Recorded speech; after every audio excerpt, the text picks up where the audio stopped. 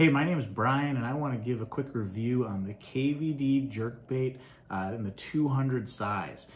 So I actually fish the 200 size jerkbait more than I fish the 300 or the 100 size. I think it's a great medium size on these. It only has 2 hooks, but I really don't find myself missing many hookups on fish with this smaller profile bait.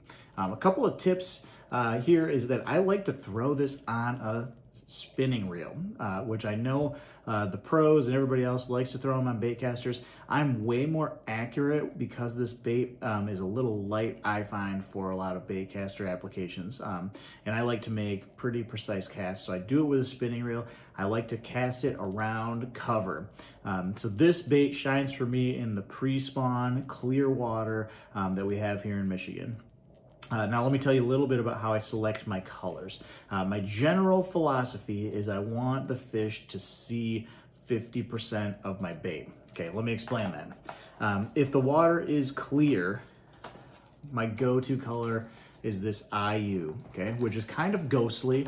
Okay, you can kind of see through it. It's a little bit transparent. And I think that is a bait that the fish get a glimpse of and they see it flash in front of them, but they don't get the full picture. I think if you show them too much of a bait, they recognize it not as a real fish. So if the water's turning a little bit dirty or if it's getting turbulent with a lot of waves, that's when I step up the brightness of that bait. So this is a chrome IU, which has a little bit more flash than that clear IU. So if I need a little bit more presentation, make it a little bit more visible, we go to that.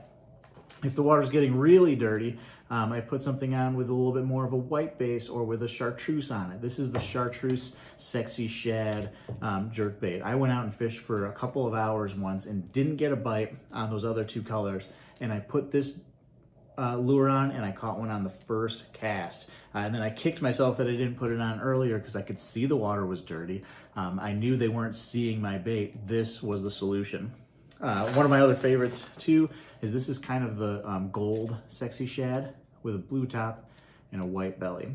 So here's how I like to fish it. I cast it out and I never wind it down to depth. I just start jerking on the rod right away and pulling this only with the rod back to my boat or kayak or whatever I'm fishing on. What I want to do is I want to hit slack in the line and hit it so that my rod is bouncing the bait back to me. That's what causes this bait to make such an erratic action and look like a dying bait fish.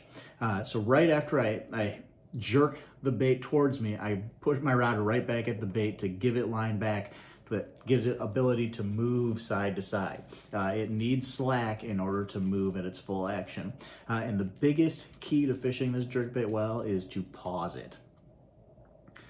Pause it for a while sometimes. I've been fishing in a number of different circumstances where someone gets a twist in their reel, someone gets something wrong, or you have to put your rod down to net someone else's fish, and this bait ends up sitting suspended in the water for 5, 10, 20 seconds. And you pick up your rod again and you put tension on it and boom, there's a fish on it. Because sometimes they just want that really long pause. So fish it in a variety of ways, figure out what the fish want. This will catch pre-spawn bass, particularly in Michigan, but all over the place. Get yourself a Strike King KVD J200.